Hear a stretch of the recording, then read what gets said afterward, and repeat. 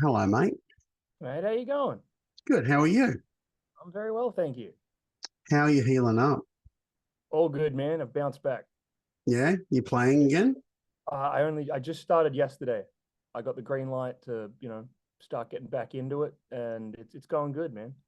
Like, you're taking it slow. You're not like going full like Ramones on me, are you? Uh,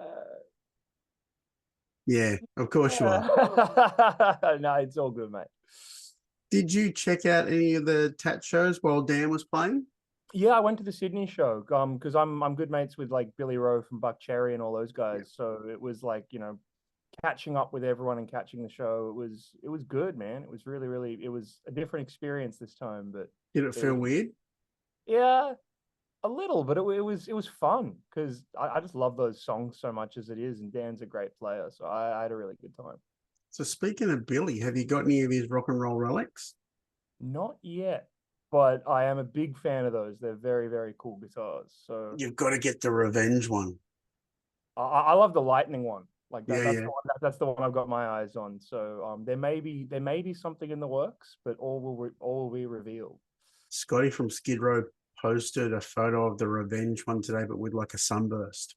Oh, nice. And it's got that weird sort of. I don't know if you ever saw Paul Stanley in the '90s played like an Ibanez Iceman cross with sort of a Gibson. I know the one I when I saw him on his Live to Win tour, he had one of those too. So it was like the Yeah, it was top like was like a Les Paul, but the bottom was like an Iceman. That was cool. yeah, well, like it's that same sort of look in that sunburst. I was like, oh, that's really cool because I was a big fan. You're a Gibson guy. Yeah, I was a big fan of the Nighthawks. Do you remember them? yeah, they're cool. Yeah, they're kind of like someone put a Les Paul in a vice and then threw a five way on it. Yeah, that's a good way of putting it. Yeah, it's just they're kind of squashed. Yeah, Um, hey, EP coming out in November, yeah, and man. it's like a who's who. Yeah, the 22nd. So yeah, we're just in the midst of shooting the music video for single number two as we speak, and then that'll be out on the 18th. Are you going to fly in footage of Richie playing drums, or is it going to be with the Spiders? This will be with the Spiders. This will be with the Spiders. After we did that with the first video, and that was there. But I'm pretty sure for this one, it's just going to be, what you see is what you get. I've got to say, I love the first video because you actually did the whole snapshot of life as Ronnie as Yeah, well. You know, man. Yeah, it was kind of like encapsulating the last 10 years up until this point. So it's fun to watch. It's like, oh, that's right, I did all that. Cool. did you have any footage from the Slash run? Yeah, yeah. When he got up with us at the arena in Melbourne and did Scarred for Life and Nice Boys. So I got that in there, and then when I sent it to him, I'm like, "You cool with this?" He's like, "Hell yeah, man! This is a cool song, and your guitar sound, like he said, fucking great guitar sound, man." So I was like, "All right, Yeah, yeah, win. yeah. It was really cool." Oh, I wish I'd seen that Melbourne show. Now I saw the Sydney show and the Brisbane one. So Yeah. Being a Sydney boy, part of me is like, I wish we'd done that in Sydney too. That would have been really yeah, cool. But Sydney boy too, but transplanted up here. So nice. you know, it's always good when he plays the Horton. The Horton's just the best venue. Oh, the sound in there. Like I remember at soundcheck, I just see like an open A chord, and it was like I felt it in my guts, and I was Yep. just like, "Oh man, this is great." Yeah, I think the first ever show I saw there was actually Skid Row in 1990, Yeah. and I Oh, that was love I love every show. I don't think yeah, I've ever seen a bad show at the Horton. yeah. No, it's a really good venue. So for you, this EP, when did the process start? Because if everyone doesn't know, it's actually going to be a two-parter. You're putting out part one November. Um, I sorry, I had a bit of a connection issue there. I'll get you to repeat that.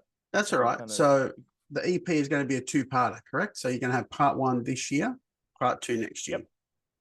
Yeah. Well, it because it's the concept started as an LP. Like that was my Yeah. goal, was always do an album, and the process started. Oh, the process started before I even went to the States, probably back in 2012. But that's how, or even going further, one of the songs, Eaten Alive, I wrote on a train when I was in like 12th grade in 2006. Right. And, so that's how long these songs have been accumulating. And 2022 is when the process actually started. Like I had all these songs together that I'd been compiling, and then got thrown into touring after lockdown got lifted which was awesome. But I had this on the side the whole time, and I went, it's kind of like now or never. Like, you know, some of these, like I said, going back to 2006 when I was still in high school for one of the songs, I was like, it's time to get these down now. Otherwise, you know, I don't want to blink and another decade fly by, for example.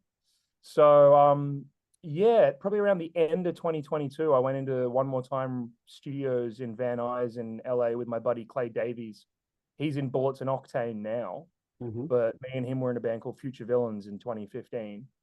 And yeah, Richie Ramone put down the drums, Chris Moy put down the drums, Johnny Martin put down the bass. I've got guest appearances on backing vocals by Danny from Faster Pussycat, Scott Chirilla, who was in like Super Suckers and Reverend Horton Heat, Frankie Clark, who was in Frankie and the Studs with. My friend Rachel Baxter in Melbourne did backing vocals on one of the songs. It was, you know, a real accumulation of just everyone I've met along the way coming together and being like, hell yeah, man, we're here for you. I was like, nah. So fast forward to when I'm back here in Australia, getting, you know, my goal was always to do an album because I wanted to do that. And once we got signed with Suburban Records, they suggested, well, here's an idea. Because once you put it out, it's out. And that's a lot of songs. And I was like, yeah, but I kind of wanted an album. And they're like, yeah. They're like, why don't we do part 1 and then part 2, and then when they're both out, we can put them together as an LP, and you can put the rest of the songs on as bonus tracks.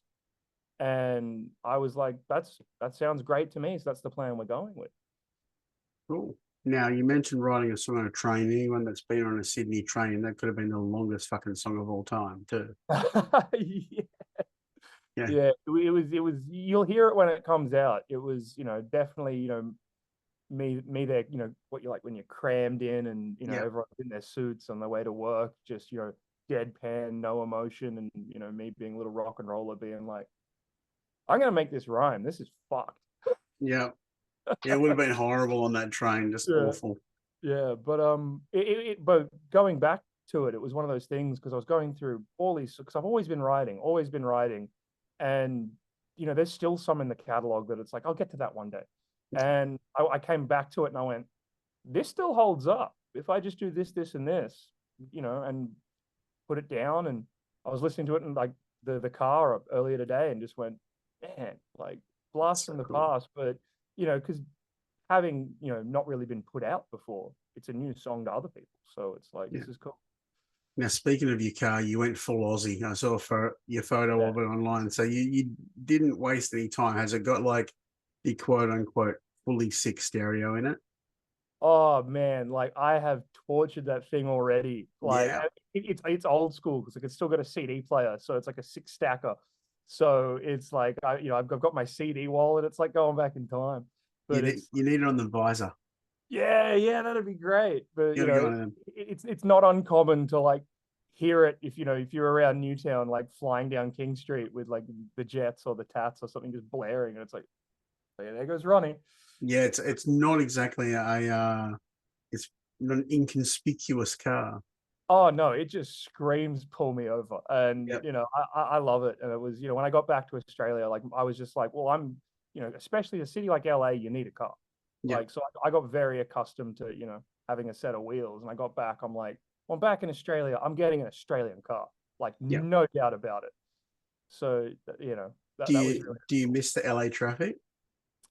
Oh, fuck no. Having said that, like, you know, because I left Australia around 2013, traffic in Sydney is pretty nuts now compared to what I remember.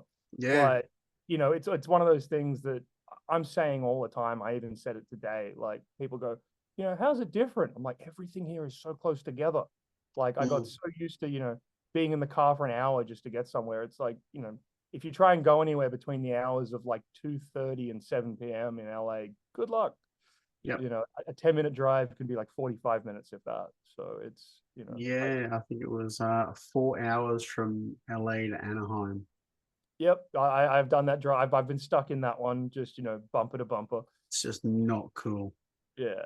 Not cool. But in saying that, when I was there to see you guys in Sydney, as I hadn't been back in a little while, and like the main street, You don't drive down it pretty much anymore. Yeah, George Street. there's trams on George. I did the same thing. Like I was kind of like a stranger in my own hometown when I first got back, just walking around being like, where'd that go? How'd that get there? And I made the mistake of trying to drive into the city, Yep. being like, I'll just drive around the harbor and check it out. And got to George Street, and I'm like, okay, I don't know what to do, but yeah, Yeah.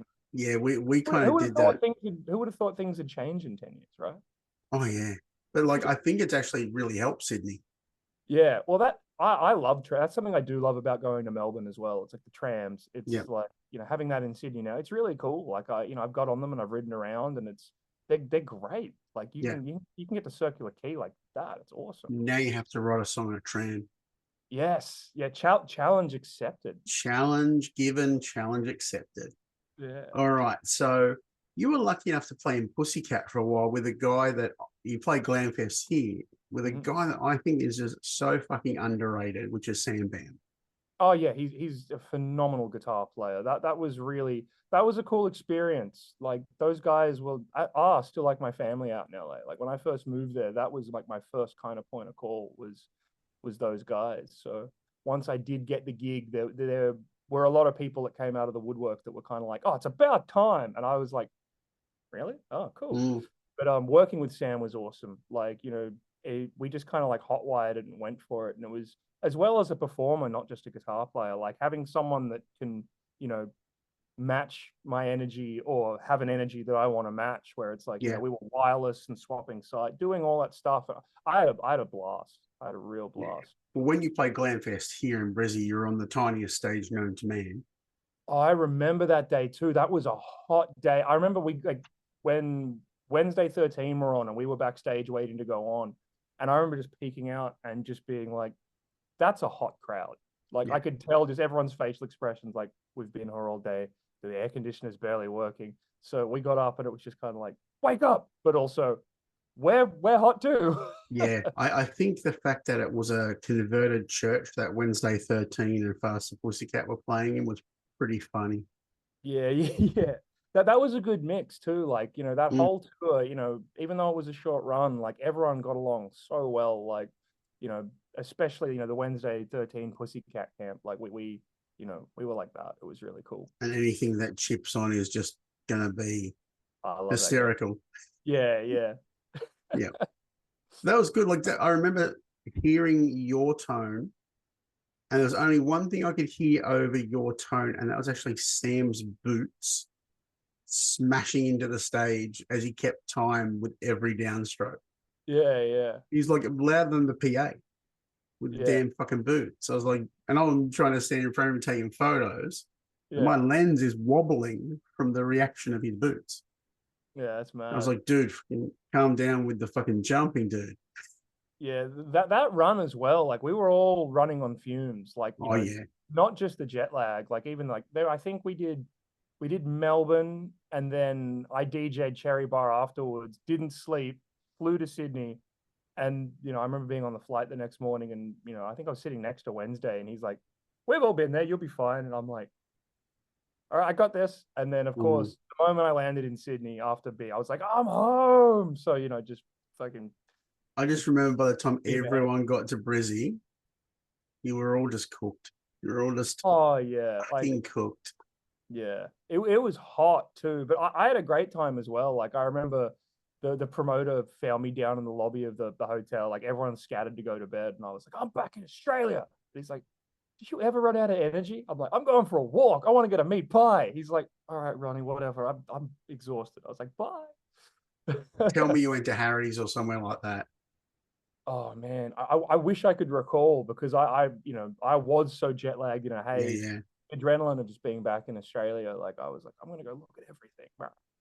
What's the newest song on the EP? So we'll talk them, even though it's part one. What's the newest song on the collective that's going to come out? As in what's coming next, or the most recently written? Yeah, recently written. The most recently written would probably be Alone With You, the first one we put out. Like I wrote that in 2022, like hence the lyrics, because that whole year was tour bus, airplane, hotel, van, you name it. And that's how it kind of accumulated, was having that experience and Yeah, I'd say Alone with You is probably the most recent one. And when I was, going through the songs trying to figure out which one should be the first single, it's, it's interesting that the most recent one was the first one that got put forward. Yeah. I love the fact that it's got the punk edge, but there's a certain melodic sensibility to it that's like a very old school rock song. Thanks, man. Yeah, that's kind of 100% what I've been going for. Like some songs on the record are definitely far more punk, and there's a few that are like very, very rock. And that's what, because I love both genres, and I don't think it was so much a premeditated decision to go, I'm gonna combine these two things that I love. But I just wrote it, and that's how it came out. But reading all the responses online, like a lot of people are going, "Oh, that's Aussie rock," and other people are going, "Oh, it's like the Ramones." I'm going, cool, man. Like, awesome. Like, Yeah, it's Ronnie. yeah, thank you. Thank you. It's Ronnie. Yeah, Yeah, cheers. I've seen you play with like 3 different bands now, and it's Ronnie. Ah, thanks, man. Yeah, and like you got to get on a fucking boat and shoot a video. Like that's Aussie. Yeah, well, it was kind of like, I'm back. Yeah, it was really cool. Thanks, Yeah, dude. when you're on the top of that boat, was there ever a moment where you're like, wait a minute, I'm in the harbor, I'm on a boat. This is not a good idea to stand on the roof of the boat. Not me, but a lot of other people, especially when it came, because like during the guitar solo, it was like, do something cool. So I got up where the stage was and went right down to like where the front of the nose of the boat was when they started flying the drone around. And I remember like seeing behind the cameraman, watching people get nervous, like, don't do any closer to the edge. I was like, Yeah, what don't you want me to do? And they're just like, Roddy. But it's like one of those things that, I kind of have no fear with that kind of thing. And, it was all right. Like, I know my limits. I but was more that's worried cool. about, I was more worried about when the boat was rocking one of the amps flying off into the water. Well, But yeah, like, priorities. there was a few that, yeah, right. Like, not my amp, man. Amps And don't swim. yeah, exactly. I can swim. My amp can't. Yeah, But yeah, it was all good. But it was a really really fun experience. Like you know, think about that. Like 1989, that would have been a helicopter and $1 million budget. totally. Now it's a drone. That's it. It's those little the double-edged sword that is the technological age we live in. Like there are definitely negative impacts, but things like that, like to be able to get that shot, like Yeah, it's amazing. And like every time I watch it, I'm still not sick of seeing it. no, it's cool. Because no, because it's even just looking at the skyline, because I love where I'm from. Like I see it, I'm like, I'm really proud I did that. That's cool. Are you permanently back, or are you still going to do some In trips? That's a good question. This comes up a lot. The correct term would be indefinitely.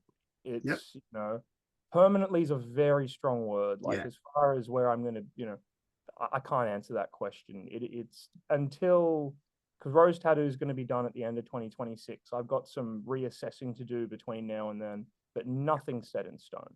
So, will I go back to LA? Most likely. Where will I live? I have no idea. I do want to see you go out and do an all Aussie Ramones tribute, though. What, like do Ramone songs with an Australian accent? Oh no, just like get an Aussie band. Yeah, Because I miss the Ramones, yeah, and I never got to see them live. And the one thing that people fuck up when they do the Ramones song is the energy. yeah, It's not meant to be perfect. It's meant to have energy. yeah. Because if the Ramones were perfect, they wouldn't be the Ramones. Well, that's it. And it's the same, same as any good rock and roll either. It's human. Like there's Yeah, a human element to it. And I've had a few people suggest that, but it's one of those things, regarding my respect for Richie Ramone and what I've yeah, done for him, like I've just said, politely thanks, but no thanks. Like, I'm the guitarist in Richie's band.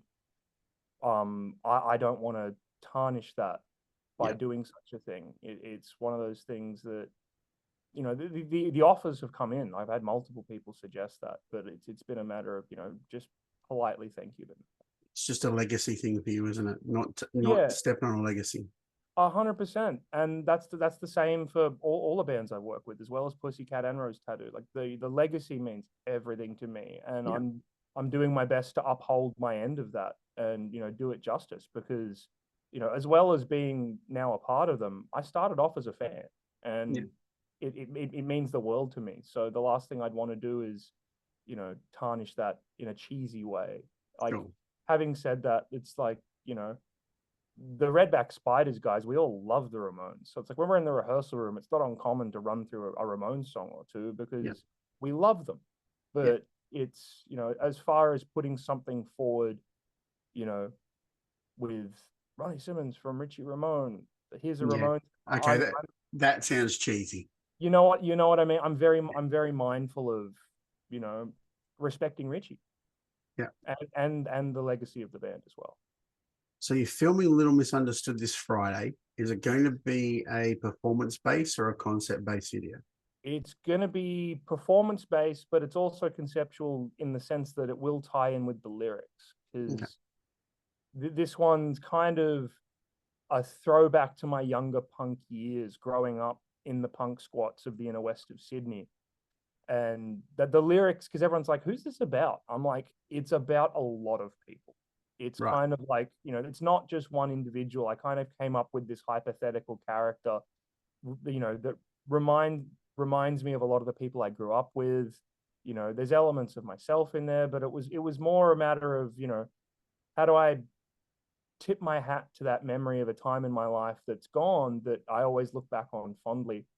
And that's pretty much what it's about. And the visual to go with that's going to be, very in tow.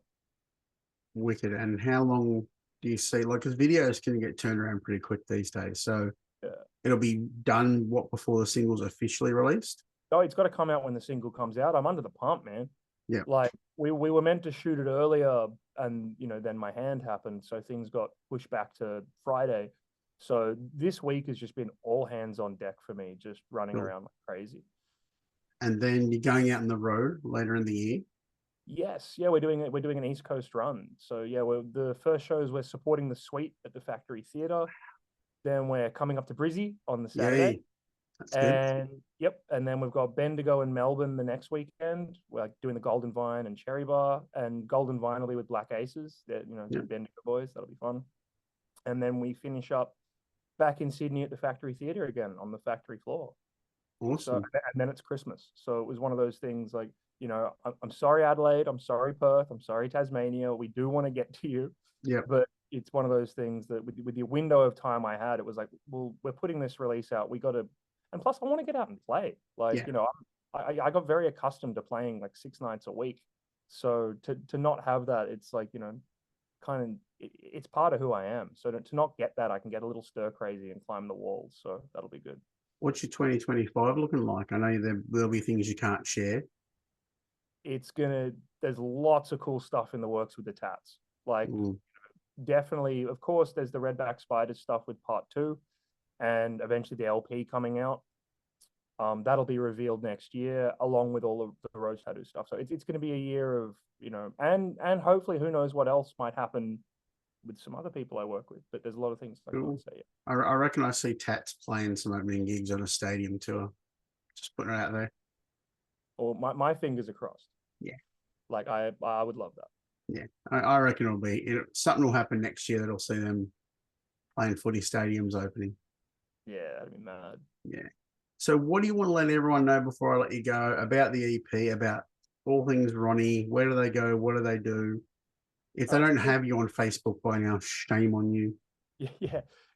Yes, like Instagram, Ronnie Simmons, my website, ronnie-simmons.com, Ronnie Simmons and the redbackspiders.com. That's where you can find all the tour dates. And of course, my Facebook, Ronnie Tattoo Simmons. Please join the Ronnie Simmons group. That's kind of, the best way for everyone to get together and keep an eye on things. And also check out the Moztronics RTS1 Blood and Thunder Ronnie Simmons distortion pedal. That's a creation I made with Moztronics down in Melbourne. And it's literally what I use live with Rose Tattoo. I love it. It's my favorite bit of gear now. I have that on my pedal board and a tuner. That's it. And that's available for purchase worldwide at ronnie-simmons.com. Love it, mate. So I'll see you in Brizzy. We'll have to sneak the young guy in, We'll make him look 18. I used to do that all the time, but you just put your hair in your eyes and just act like you're meant to be there. Yeah. Oh, look, he still talks about hanging out with you at the Slash show, so we have to get him in. Oh, that was such a good day and night, man. I had a blast. I know. Hey, look, impromptu photo sessions in the back of trucks. Who would have thought? Yeah, yeah. Can you make that photo pop up right now? That'd be really cool. I'll do it when the interview Yeah, goes yeah, live. yeah. Here's one I prepared earlier. Exactly. No, that was really cool, and I remember that like it was yesterday. It was really. All right, mate. I'll see you in a little bit. Congrats on the songs. I can't wait to hear the rest of them. I look forward to hearing them all when they're ready to be unleashed. Hell yeah. Thanks so much, dude. Thanks, man. Talk to you soon. Bye. See ya.